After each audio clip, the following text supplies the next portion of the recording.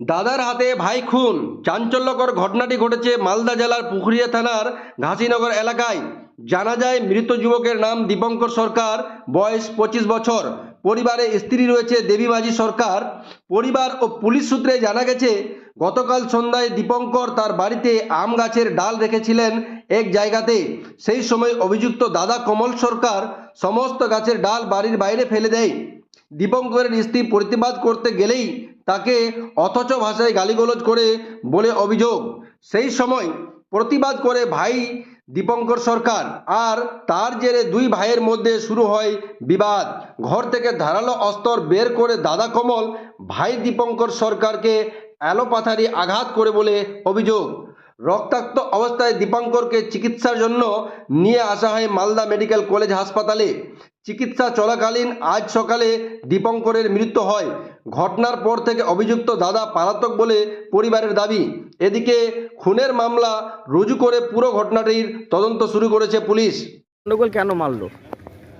ওদের ভাইয়ে ভাইয়ে নিয়ে কথা হয়েছিল।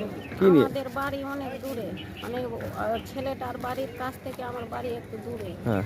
তাহলে চেঁচামেচি চিৎকার শুনে লোক আমাকে খবর দিতে আসলো কি এরকম ওর ঘরে হাত কেটে ছুটিয়ে দিয়েছে।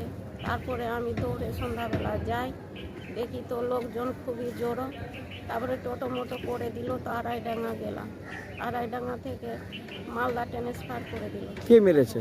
ওর দাদা মেরেছে। কি নিয়ে গন্ডগোলটা কি নিয়ে হয়েছিল? এমনি বলে একটু আমের পাতা ছিল বারান্দায়, এই নিয়ে। কে রেখেছিল পাতা? পাতাটা বউটা রেখেছিল, কালকে লক্ষ্মী ভেঙেছে, ওইগুলো পাতা ছিল রেখেছিল বারান্দায়। এই নিয়ে বউটাকে মারতে যাচ্ছিল ওর বড় দাদাটা। তো ছেলেটা বলছে কি তুই আমার বউকে মারবি কেন? এই নিয়ে দুই ভাইয়ের দুটা কথা কাটাকাটি হয়েছিল। আর বড় দাদাটা বলে হাসুয়া ছিল, হাসুয়া ছুঁড়ে মেরে দিয়েছে। হাত কেটে গেছিল? হাত তো বলছে, ডাক্তার বলছে কি ছুটে গেছে, একটু মাংস খালি লাগা আছে। মারা গেছে? থানায় জানিয়েছে? হ্যাঁ, থানায় জানি। ওর দাদাকে কি ধরেছে পুলিশ? না, এখন আমি এগুলো খবর বলতে পারছি না। কি নাম আপনার? আমার দীপালি সরকার। কে হয় আপনার ওটা? আমার ভাগনা হবে।